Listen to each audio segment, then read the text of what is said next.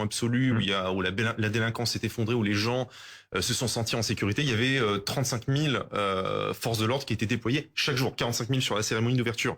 Donc oui, on peut, dans une certaine mesure, contrôler la situation, mais ça nécessite un déploiement de forces de l'ordre qui est extrêmement important. Et puis là où la comparaison que je viens de faire a ses limites, c'est que d'un côté, les Jeux Olympiques, c'est un événement sportif, très familial, qui génère beaucoup moins de passion et moins de célébration collective, tandis que là, on se retrouve avec des dizaines et des dizaines. Et là, précisément, il y a deux enjeux, Pauline, en quelques secondes. Il y a la volonté d'intervenir, d'interpeller les fauteurs de troubles, et dans le même temps, et les deux vont ensemble, permettre à ceux qui veulent célébrer de manière paisible de pouvoir le faire. Oui, c'est un peu le dilemme, c'est-à-dire qu'il faut laisser les célébrations spontanées et festives se tenir et surtout neutraliser les éléments perturbateurs. Et c'est pour ça qu'il faut agir vite, les extraire, les traiter, et puis ensuite la chaîne judiciaire suivra, parce que visiblement tout le monde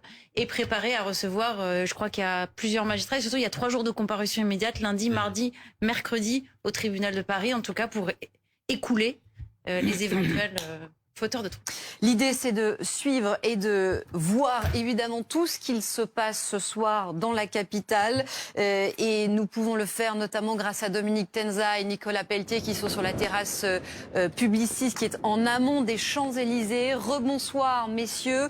Que voyez-vous de là où vous êtes en ce qui concerne la situation sur les champs ?